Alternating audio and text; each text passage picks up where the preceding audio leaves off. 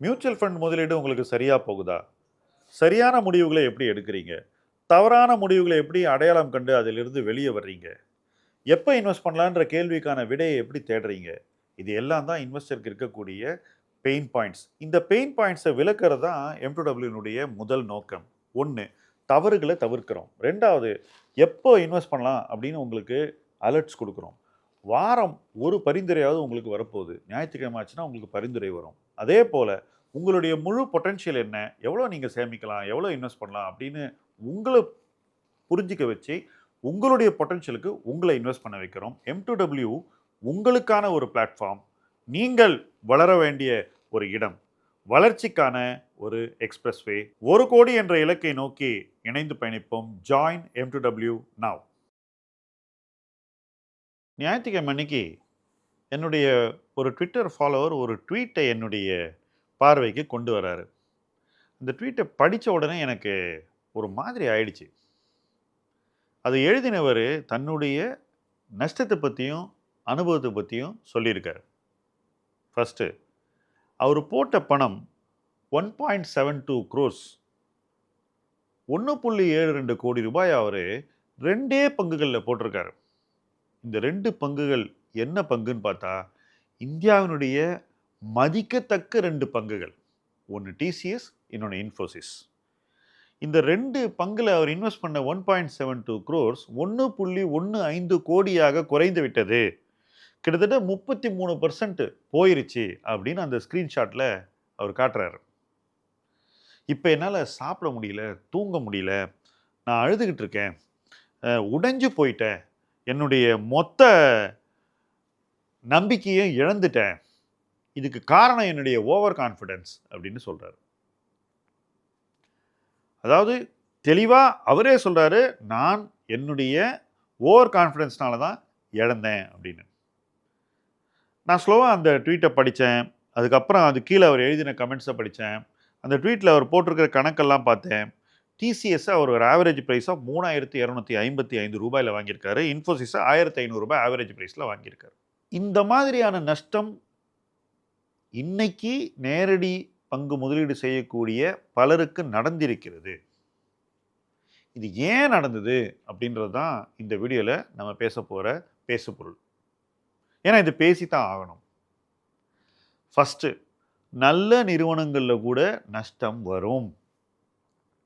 எப்போ வரும்னா, அந்த நிறுவனத்தை வாங்கக்கூடாத மதிப்பீட்டில் வாங்கினாக்கா உறுதியாக நஷ்டம் வரும். இன்னைக்கு நீங்கள் பல நல்ல நிறுவனங்களில் இது நடக்கிறத பார்க்குறீங்க.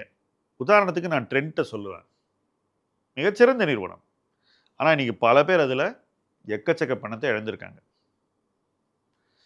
அந்த வகையில் தான் இந்த 2 நிறுவனங்களை நம்ம பார்க்கணும். ஸோ இவர் 1.72 கோடி ரூபாய் தன்னுடைய லைஃப் டைம் சேவிங்ஸை வெறும் 2 பங்குல போடுறாரு.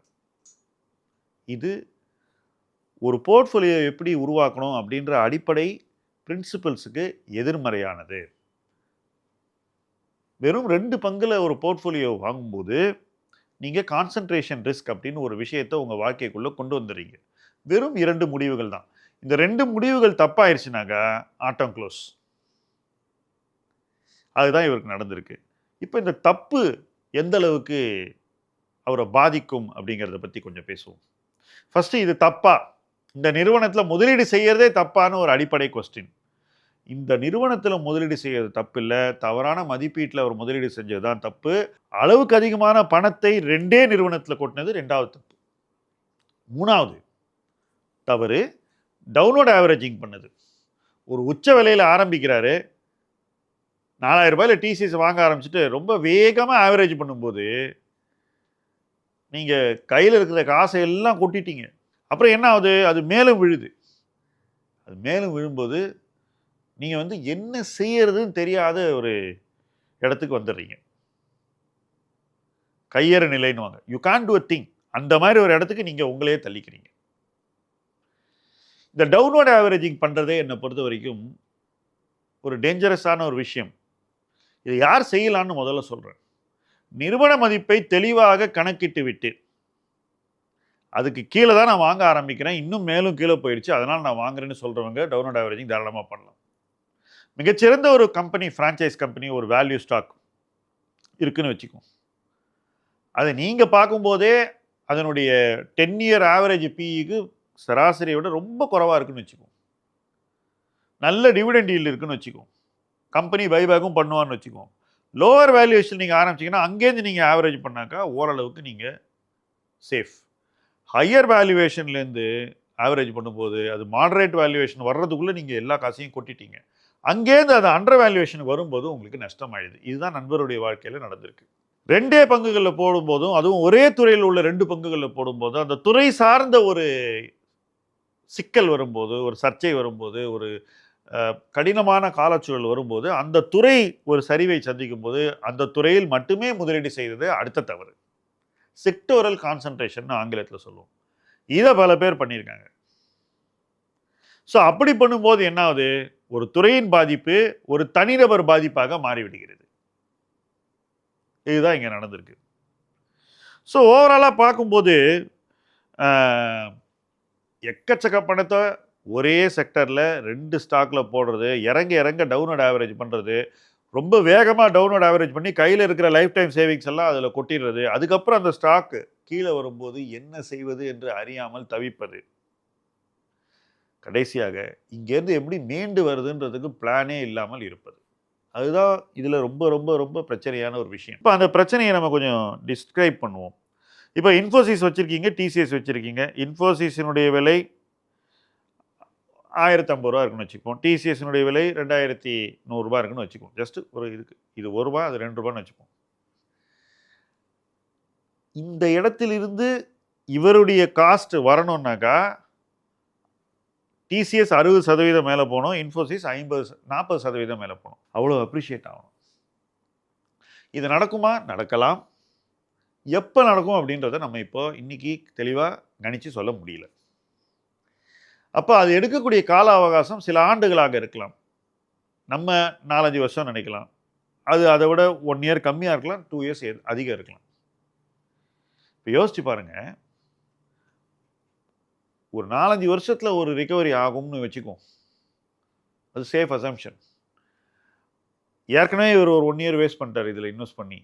ஸோ 6 வருஷத்தில் விட்ட காசை பிடிக்கிறதுக்கு நம்ம முழு நேரத்தையும் நம்ம பணத்தையும் செலவிட்டாக்கா கிட்டத்தட்ட ஒரு மார்க்கெட் சைக்கிள் நம்ம லைஃப்பில் பணம் வேலை செய்யாமலேயே நம்ம கடந்துடுறோம். பணம் நமக்கு வேலை செய்யலை. ஏன்னா நம்ம என்ன பண்ணுறோம்? ஹை ரேட்டில் வாங்குகிறோம், அங்கேருந்து கீழே வருது, மறுபடியும் நம்ம வாங்கின விலைக்கு வருது. இதுதான் 6 வருஷத்தில் நடந்த விஷயம். அப்போ பணம் நமக்கு வேலையே செய்யலை. நம்ம சேமிச்சும் முதலீடு செஞ்சும் பயனில்லாத ஒரு வாழ்க்கையில் நம்ம மாட்டிக்கிறோம். இதுதான் தனிப்பங்கு முதலீட்டில் 99 விழுக்காடு முதலீட்டாளர்களுக்கான சராசரி அனுபவம். சக்ஸஸ்ஃபுல்லாக இருக்கிறவங்க கூட என்ன பண்ணுறாங்கனாக்கா, ஒரு 4-5 பங்குகளில் ரொம்ப நல்லா பணம் பண்ணிவிட்டு அதுக்கப்புறம் இன்வெஸ்ட் பண்ணுற பங்குகளில் இது போன்ற தவறுகளை செஞ்சிடறாங்க. இந்த தவறுகளை மறுபடியும் ஒரு தடவை சம்மரைஸ் பண்ணுறேன். ஒரே செக்டரில் பணத்தை போடுறது, சில பங்குகளில் ரொம்ப அதிகமான பணத்தை போடுறது, இன் திஸ் கேஸ் 2 பங்குல 100%. சில பேர் ஒரு பங்குல 40-50% போர்ட்ஃபோலியோ வச்சுருப்பாங்க. மற்றதெல்லாம் அங்கங்கே கொசுராக இருக்கும், மற்ற ஷேர்ஸ் எல்லாம். ஆனால் ஒரு ஸ்டாக் மொத்தம் 40-50% இருக்கும். இது ஏன் ஆச்சுன்னு பார்த்தா டவுன்வர்ட் ஆவரேஜிங் பண்ணியிருப்பாங்க. 40-50% வச்சுக்கணுன்ற நோக்கம் இல்லைங்க, எப்படியாவது அந்த ஸ்டாக்ல விட்டதை பிடிக்கணுன்ற ஒரு வெறி. அந்த வெறி என்ன பண்ணுதான் நிதானம் இழக்க செய்கிறது. அந்த நிதானத்தை இழந்து ஒரு போர்ட்ஃபோலியோ இந்த மாதிரி பில்ட் பண்ணும்போது, சிங்கிள் ஸ்டாக் கான்சன்ட்ரேஷன் ரிஸ்க் வரும்போது நீங்கள் ஃபஸ்ட்டு அது செஞ்சிருக்கவே கூடாது. அதுவே ஒரு ரிஸ்க்கு. செஞ்சதுக்கப்புறம் அதுலேருந்து மீண்டு வர்றதுக்கு 5-6 வருஷம் ஆக போகுது.